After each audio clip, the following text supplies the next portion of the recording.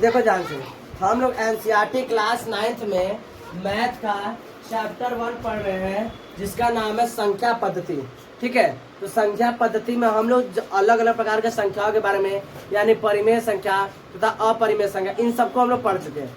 अब हम लोग बहुत ही बेहतरीन टॉपिक पढ़ने जा रहे हैं, इस पर प्रश्न बहुत ही बन के आते हैं। हम लोग परिमेय संख्याओं के संक्रियाएं पढ़ चुके हैं, परिमेय संख्या का जोड़, घटाना, गुणा तथा उस पर जो अलग से प्रश्न बनते थे उन सभी प्रश्नों को हम यहाँ पर हल करवा दें। एक्स्ट्रा प्रश्नों को भी यहाँ पर हल करा दिए हैं। अब हम पढ़ाने जा रहे हैं हर का परिमेयकरण, यानी अब हम लोग को क्या देगा, कोई एक अपरिमेय संख्या देगा, उसमें या तो दोनों परिमेय अपरिमेय होंगे, या तो अंश और हर दोनों क्या रहेगा, अपरिमेय रहेगा, या तो बस हर अपरिमेय देगा और उसी को हमें क्या करना होगा, हर जो अपरिमेय देगा उसको हमको हर को क्या करना होगा, परिमेय में बदलना होगा। इसी को बोलते हैं परिमेयकरण। क्या बोलते हैं, परिमेयकरण, या इंग्लिश में बोलते हैं इसको रैशनलाइज। क्या चीज, रैशनलाइज। अब यहाँ पे देखो हमारा टॉपिक है हर का परिमेयकरण। हर का क्या पर ये अंश हमारा क्या है, परिमेय है, और हर क्या है, अपरिमेय। हर क्या है, अपरिमेय। हमें इस हर को परिमेय संख्या के रूप में बदलना है। हर को क्या करना है, परिमेय संख्या के रूप में बदलना है। इतना तो पढ़ते पढ़ते तुम लोगों को पता चल गया होगा कि अगर √2 है, अगर √2 है, इसको हम √2 से गुणा कर दें, किससे, तो आंसर क्या हो जाएगा, 2 हो जाएगा। इतना समझ में आ रहा है। तो हर को जब परिमेय करना, और अपरिमेय, अपरिमेय, ये क्या हो गया, परिमेय। तो कहोगे इसको कैसे हल करेंगे, तो कहोगे हर का परिमेयकरण करेंगे। नियम कुछ समझ लो, किसी भी संख्या में तुम डायरेक्ट किसी संख्या से गुणा नहीं कर सकते। गणित या नियम नहीं देता है कि तुम किसी संख्या में जाके मुंह उठा गुणा करा दिए। अगर तुम इस संख्या में गुणा करा रहे हो कोई एक्स्ट्रा संख्या से, तो उसी से ऊपर नीचे दोनों गुणा करा दो, यानी गुणा भी करा दो और भाग भी करा दो। अब इसमें कोई अंतर नहीं आएगा। सीधा तुम किसी का गुणा नहीं करा सकते, उसका गुणा करा उसको क्या करो, भाग भी करा दो। अगर उसको जोड़ो तो उसको घटा भी दो। नियम कहता है बराबर आना चाहिए, अंतर उसमें हम लोग नहीं कर सकते। तो हम देखो ऊपर भी गुणा करा दिया और इसमें आपको भाई ऊपर नीचे गुणा करो तो कट भी तो सकता है, क्या हो सकता है, ऐसे कट के बराबर हो गया, तो हम लोग ऊपर नीचे गुणा करा सकते। बात समझ रहा है। हम लोग हर का परिमेयकरण कर रहे हैं, तो किस संख्या से, यहाँ लिखा हुआ √2, तो किससे गुणा कराएंगे बताओ, तो √2 से गुणा कराएंगे, √2 से भाग। आराम से आराम जाओ, आराम जाओ, ठीक है। तो हम लोग हर का परिमेयकरण रैशनलाइज कर रहे हैं। तो √2 नीचे दिया हुआ हर में, अगर √3 दिया रहता तो किससे गुणा कराते हैं, √3 से गुणा और भाग कराते हैं। √4 दिया था तो √4 क्या देगा, √5 दिया रहता तो √5 से गुणा और भाग करा। बात समझ में आ रही है, यहाँ तो समझने कोई दिक्कत, तो √2 से गुणा कराएंगे। चलो ऊपर गुणा कराएंगे तो कितना आ जाएगा, तो कहोगे √2 क्या हो जाएगा, और नीचे √2 × √2, इसी तरह लिखेंगे ना। और भी हम क्या बताते हैं कि अगर अंडर के अंदर पेयर बन रहा है, यानी जोड़ा बन रहा है, तो एक संख्या क्या हो जाएगा, बाहर हो जाएगा। बात समझ आ रहा है, याद आ रही है कुछ बातें मेरी, तो ऊपर हो जाएगा √2 और नीचे हो जाएगा 2।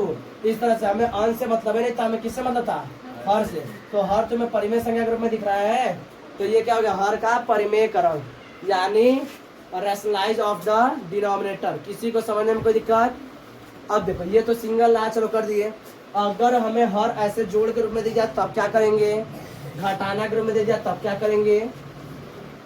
हाँ जी देखो ध्यान से, तो जो नंबर दिया हो 2 + √3 दिया है ना, तुम्हें क्या करना है, सिंपल याद रखना, दिया 2 + √3, तुम्हें क्या करना है, 2 अगर यहाँ प्लस है तो माइनस करोगे, क्या करोगे, माइनस। तो 2 - √3 से ऊपर, सॉरी 2 - √3 से ऊपर गुणा कराओगे, 2 - √3 से नीचे। यहाँ पर अगर माइनस होता तो क्या लेते, यहाँ प्लस निकालिए। अगर यहाँ पर √2 + 3 रहता तुम √2 + 3 से गुणा कराते, √2 - 3 से। बात समझ आ रही है। अब देखो ध्यान से, अब गुणा कराओगे तो ऊपर क्या हो जाएगा तुम्हारा, तो 2 - √3, 2 माइनस, और ये हो जाएगा तुम्हारा 2 + √3 और 2 - √3। इस तरह हो जाएगा। कुछ याद आ रहा है, लिखवाए थे हम नियम, a - b बराबर a - b × a + b बराबर क्या होता है, a² - याद आ रहा है। चलो याद आ रहा तो अच्छी बात है। यहाँ पर क्या करेंगे तो 2 माइनस रूट 3 उसी तरह रहेगा, और सॉरी क्या root 2 minus root 3 as it is लिखेंगे।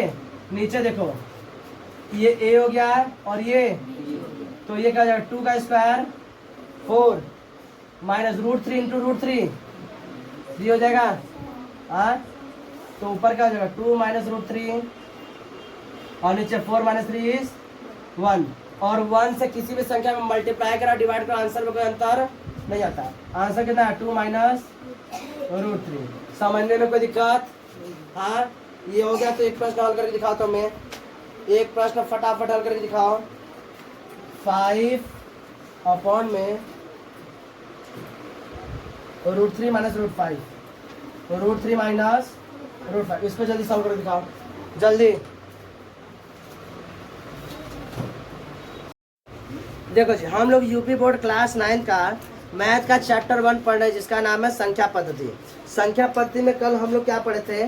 कल हम लोग पढ़े थे परिमेय संख्या में हर जो अपरिमेय रहेगा उसको परिमेयकरण, यानी वास्तविक संख्याओं में हर का परिमेयकरण कल हम लोग पढ़ लिए थे। आज हम लोग पढ़े जा रहे हैं वास्तविक संख्याओं के लिए घातांक के लिए। अच्छा कल जो हम लोग प्रश्न हल किए थे उसमें कई हम लोग प्रश्नों को भी हल किए, इस नियम को पढ़े यानी हर का परिमेयकरण हम लोग सीखे, उस पर कई प्रश्नों को हल भी किए। ठीक है, जिसको नहीं आया कोई बात नहीं, हम जब रिवाइज कराएंगे तो ढेर सारा क्वेश्चन करा देंगे, उसमें कोई दिक्कत नहीं है। अभी चैप्टर को थोड़ा तेज से कर लिया जाए और इसका प्रैक्टिस सेशन जब चलेगा, रिवाइज जब चलेगा, टेस्ट होगा तो वहाँ पे प्रश्न हम लोग बहुत ढेर सारे हल करेंगे, तो उसमें टेंशन लेने वाली बात नहीं है। अभी संडे बचा हुआ है, बात समझ रहा है, दिन नहीं तो रात बाकी है, पूरा खींच लिया जाएगा एकदम। हम लोग नेक्स्ट पढ़ने जा रहे हैं वास्तविक संख्याओं के लिए घातांक के नियम। यह देखो जो नियम है यह पिछली कक्षाओं में आप लोगों ने पढ़ा होगा, अगर याद है तो अच्छी बात है, नहीं याद है तो कोई दिक्कत नहीं है। अभी लोग एक बार फिर से रिवाइज करें तो पूरा एक बार घातांक के नियम लोग को फिर से दोबारा याद जाता है। देखो याद रखना चाहिए, तो इस तरह से कोई नंबर लिखा होगा, ये 8 पावर m, तो इसको हम लोग क्या बोलते हैं? आधार यानी कि बेस बोलते हैं। क्या बोलते हैं? आधार यानी कि बेस। बात समझ रहा है? इसको बोलते हैं घात। क्या बोलते हैं? घात यानी कि पावर, यानी क्या बोलते हैं? पावर। या यही क्या कहलाएगा? और ये पूरा कौन सा फॉर्म कहलाएगा? एक्सपोनेंट फॉर्म कहलाएगा। क्या कहलाएगा? Exponent form, exponent form. ठीक है, यानी घातांक रूप। कौन सा रूप कहलाएगा? घातांक रूप। अब इसमें इसको बेस बोलते हैं और इसको क्या बोलते हैं? पावर यानी कि घात बोलते हैं। देखो नियम क्या कहता है कि मान लेते हैं हम लोग दो घातांक का क्या कर रहे हैं? घातांक संख्याओं का गुणा कर रहे हैं, एक्सपोनेंट फॉर्म का गुणा कर रहे हैं। बेस सेम है, बेस क्या है? 8 पावर m और 8 पावर n है। बेस सेम होता है तो गुणा करने पर पावर क्या हो जाता है जी? ऐड हो जाता है। पावर क्या होता है? जुड़ जाता है। बात समझ रहा है? प्रश्न हल करेंगे तो उसको आसानी से लोग समझेंगे, समझ में आ जाएगा। याद रखना बेस सेम हो तो गुणा करने पर पावर क्या हो जाएगा? जुड़ जाएगा। क्या हो जाएगा? अगला बेस सेम हो तो गुणा करने पर पावर क्या हो जाता है? घट जाता है। m में से n घट जाएगा। अगर यहाँ जो संख्या 4 है नीचे 3 है तो 4 में से 3 घट जाएगा। बात समझ रहा है? ठीक। अगर बेस अलग अलग हो जाए, क्या हो जाए? बेस अलग अलग हो जाए और पावर सेम रहे, पावर क्या रहे? सेम रहे, तो होता क्या है कि इन दोनों बेस का क्या हो जाएगा? गुणा हो जाएगा और पावर दोनों के होल में आ जाएगा। ये बात समझ में आया? अगला बेस अगर अलग अलग हो, बेस क्या हो? अलग अलग, पावर सेम हो तो भाग कराने पर इन दोनों संख्याओं का भाग करा के होल टू पावर m कर दो। बात समझ रहा है?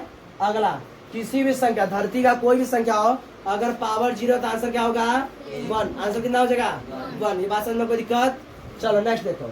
अब देखो कोई संख्या 8 पावर m है और होल टू पावर n है, तो आंसर में क्या करते हैं? a को एज इट इज लिखते हैं और पावर का क्या करते हैं? मल्टीप्लाई। क्या करते हैं? मल्टीप्लाई। किसी को समझने में कोई दिक्कत?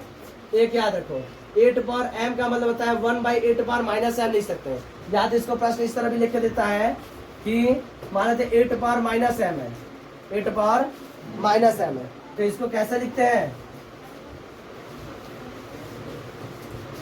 इस तरह 8 पावर माइनस m है तो इसको कैसे लिखेंगे? इसको लिखेंगे 1/8 पावर प्लस m। बात समझ रहा है? अगर घात प्लस था तो यहाँ माइनस रहेगा और यहाँ माइनस रहेगा तो यहाँ के प्लस रहेगा। किसी को समझने में कोई दिक्कत? ये समझ में आ गया? अब इस पर हम लोग ढेर सारे प्रश्नों को हल करेंगे, वहां पे हम लोग हल करके दिखा देंगे। इसको लिख रहे हो इसी तरह, देखो ध्यान से। एक नियम और समझ लो, 8 पावर 1/2 है तो इसको हम लोग क्या लिख सकते हैं? Under root a। या तो ऐसे बोलो अंडर रूट a बराबर 8 पावर 1/2। इस तरह के प्रश्नों को जब कैसे हल करेंगे, ध्यान से देखो। अगर हमारे पास कोई दिया हुआ है, क्या दिया हुआ है कि 4/1/2 का वैल्यू कितना 4/1/2। इसका मतलब तुम्हें समझ आ रहा है ना कि 4/1/2 का मतलब √4 बोला, क्या बोला है √4। तो हमें पता है 4/1/2 का मतलब कैसे, इसको कैसे हल करेंगे। तो देखो 4 को तुम क्या करो, 4 को क्या करो, 4 को तुम लिख सकते हो 2 × 2 होल टू पावर 1/2 लिख सकते हैं ऐसे, हाँ लिख सकते हैं ना। अब देखो 2 × 2 1/2, तो ये कितना होगा जी 2 टू पावर, तो ये नहीं होगा, और होल टू पावर कितना था 1/2 था, यही था। हाँ अब इसको कैसे लिखोगे 2, ये 2 मल्टीप्लाई जाएगा दोनों, तो कितना हो जाएगा 2 × 1/2। यह नियम कहाँ गया, इधर वाला डिवाइड पावर टू पावर का था ये वाला, ठीक है। 8/2 × 1/2 था, तो दोनों क्या होगा मल्टीप्लाई हो गया। अब बता ये 2 से ये 2 कैंसिल, तो कहाँ से कितना आया 2, समझ में आया। ठीक, या तो इसको ऐसे डाल ली, तो तुम लोग खुद ही पता था √4 का वैल्यू कितना होगा। बात समझ में आ रहा है। इसी तरह तुम्हें सॉल्व करना है एक्सरसाइज 1.6, एक्सरसाइज 1.6। इसको ये नियम भी उतार लो और ये प्रश्न हल कर लो, एक्सरसाइज 1.6 सॉल्व करो।